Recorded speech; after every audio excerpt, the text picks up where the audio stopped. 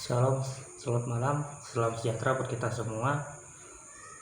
Pertama-tama kita panjatkan puji dan syukur kita kepada Tuhan Yang Maha Esa atas kasih karunia-Nya pada saat ini kita dapat berjumpa lagi melalui via online seperti sekarang ini.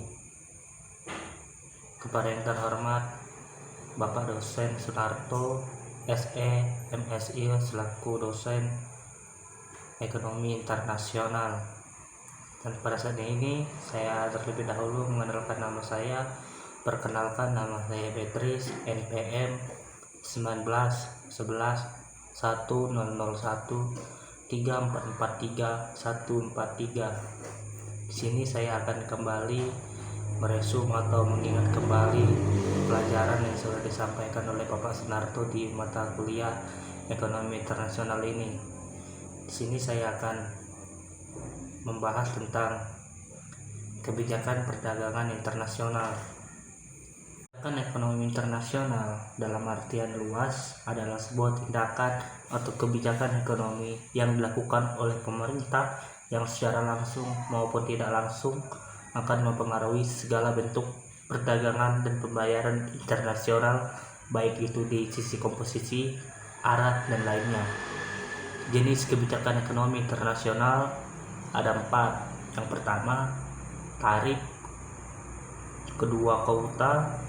3, subsidi. 4, dumping. Dan jenis tarif. Menurut Tulus TH Tambunan, tarif adalah salah satu instrumen dari kebijakan perdagangan luar negeri yang membatasi arus perdagangan internasional. Jenis tarif yang dimaksud itu ada tarif nominal, tarif proteksi efektif, tarif berdasarkan harga, tarif dasar, tarif bunga efektif, tarif pajak, dan tarif diskontrol. Analisis keseimbangan perisal terhadap tarif. Keseimbangan perisal merupakan instrumen analitis yang mempelajari kasus pemberlakuan tarif oleh sebuah negara kecil.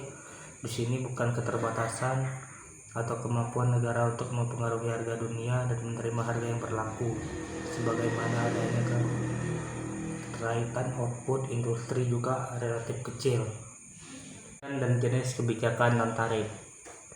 Kebijakan non-tarif adalah berbagai kebijakan perdagangan selain bea masuk yang dapat menimbulkan distorsi sehingga mengurangi potensi manfaat perdagangan internasional. Jenis kebijakan non-tarif sendiri: pertama, lisensi. Kedua, standarisasi. 3, persyaratan konten lokal. 4, quota. 5, embargo. 6, subsidi ekspor. Ini masuk di poin proteksi kebijakan industri dan kebijakan perdagangan yang strategis. Proteksionisme adalah kebijakan ekonomi yang mengatakan perdagangan antar negara melalui cara-cara seperti tarif barang impor, batas kuota, dan berbagai peraturan pemerintah yang dirancang untuk menciptakan persaingan adil. Selanjutnya ada kebijakan industri dan kebijakan perdagangan yang strategis. Pertama itu kebijakan industri diartikan sebagai penggunaan kekuasaan dan sumber daya pemerintah untuk menjalankan suatu kebijakan memenuhi kebutuhan sektor industri tertentu, dan jika diperlakukan untuk perusahaan tertentu dengan tujuan untuk meningkatkan produktivitas. Faktor masukan adalah salah satu bentuk regulasi pemerintah untuk mencapai kebijakan makroekonomi yang pada akhirnya diharapkan akan menghasilkan daya saing sektor industri atau perusahaan tersebut. Kebijakan perdagangan strategis. Suatu negara dengan pertimbangan kepentingan nasional dapat melakukan intervensi pada kebijakan investasi dan perdagangan internasional untuk kepentingan nasional sendiri.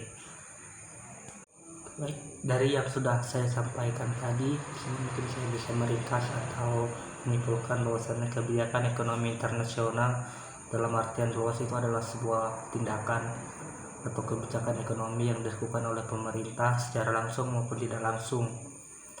Tarif adalah salah satu instrumen dari kebijakan perdagangan luar negeri yang membatasi arus perdagangan internasional. Analisis keseimbangan umum tarif itu terbagi dua, yaitu analisis keseimbangan umum terhadap perlakuan tarif di negara yang kecil, analisis keseimbangan umum terhadap perlakuan tarif di negara besar. Kebijakan tarif adalah salah satu kebijakan perdagangan selain bea masuk yang dapat menimbulkan distorsi sehingga mengurangi potensi manfaat perdagangan internasional. Mungkin sekian yang dapat saya sampaikan, kurang lebihnya mohon maaf.